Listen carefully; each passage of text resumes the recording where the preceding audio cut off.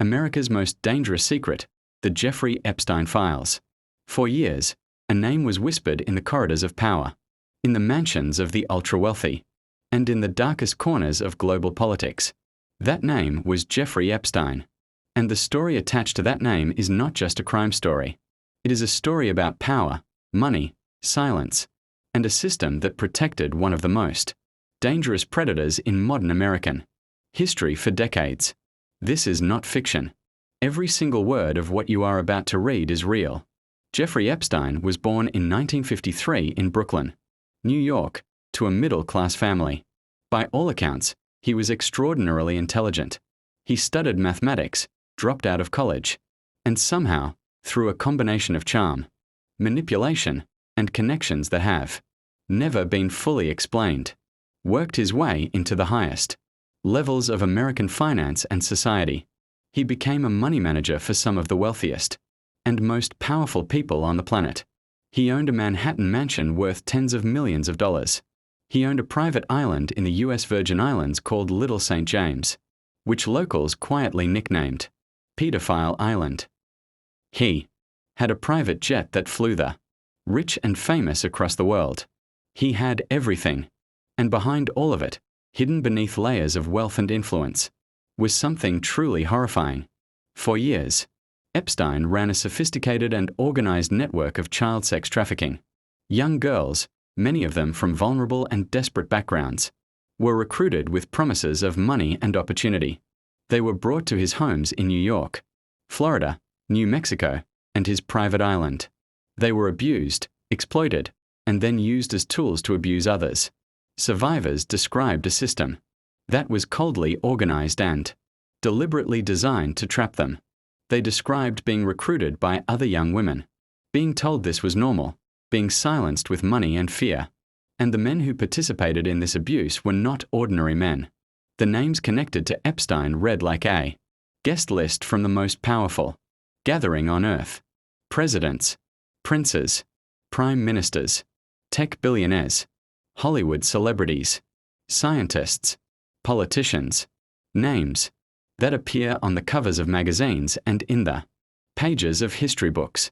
Flight logs from Epstein's private jet, which survivors and journalists called the Lolita Express, showed that some of the most recognizable figures in the world flew on that plane. And yet, for an extraordinarily long time, nothing happened.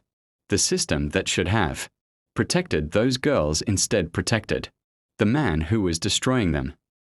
In 2008, Epstein was arrested in Florida. What happened next shocked legal experts and victims alike. Federal prosecutor Alexander Acosta, who later became the United States Secretary of Labor, gave Epstein one of the most controversial plea deals in American legal history. Epstein pleaded guilty to 2 minor state charges of soliciting prostitution. He served just 13 months in a county jail, with work release that allowed him to leave 6 days a week. His victims were never properly notified. The federal charges that could have sent him to prison for life simply disappeared. Survivors described the deal as a betrayal so complete, it was almost impossible to comprehend. And powerful people breathed a quiet sigh of relief. Then, in 2019, investigative journalists and a relentless legal team forced the case back into the light.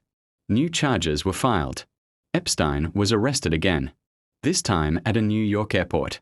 Returning from Paris, he was charged with sex, trafficking of minors and faced the very real possibility of spending the rest of his life in prison. And then, on August 10, 2019, something happened that changed everything. Jeffrey Epstein was found dead in his jail cell at the Metropolitan Correctional Center in New York. The official ruling was suicide by hanging. He was supposed to be on suicide watch. The cameras outside his cell malfunctioned that night. His guards fell asleep and falsified records. Every single safeguard that should have been in place was not in place. And the man who held the names, the secrets, and the evidence that could have brought down some of the most powerful people on earth was gone. The world did not accept the official story quietly. Medical examiners, forensic pathologists, and legal experts publicly questioned the findings.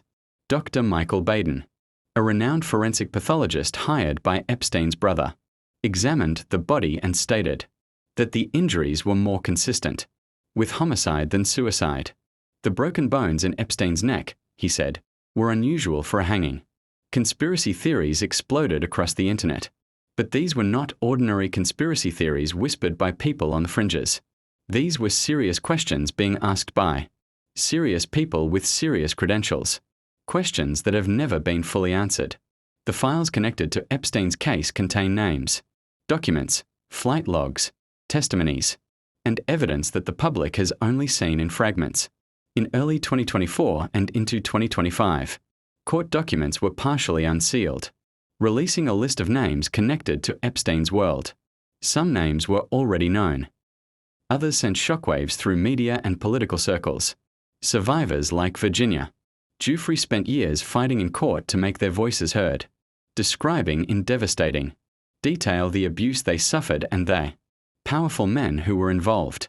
Ghislaine Maxwell, Epstein's close associate and alleged co-conspirator, was eventually convicted in 2021 of sex trafficking and related charges and sentenced to 20 years in prison. She has always maintained that she has more to say. The question that haunts investigators, journalists, and the public alike is whether the full truth will ever come out. Because here is what the Epstein case really tells us. It tells us that wealth is a shield. It tells us that power protects power. It tells us that a system built by the powerful will always find ways to protect the powerful, even at the cost of the most vulnerable. Those young girls who were trafficked and abused did not have money or connections or private jets. They had nothing. And the system that was supposed to protect them looked the other way for years, for decades, because the man destroying them was too well connected, too wealthy, and too deeply embedded in the world of the powerful to be touched. Jeffrey Epstein is gone. But the questions remain. The files remain. The survivors remain, carrying wounds that no court verdict can fully heal. And somewhere, in the spaces between what has been revealed and what is still hidden, lies a truth that some of the most powerful people in the world are still desperately hoping will never fully reach the light. The Epstein case is not closed. It is not over. It is a wound in the body of American justice that refuses to stop bleeding. And until every name is known, every file is opened, and every survivor receives the justice they deserve, the world will keep asking the question that powerful people fear the most: what really happened, and who made sure we would never find out?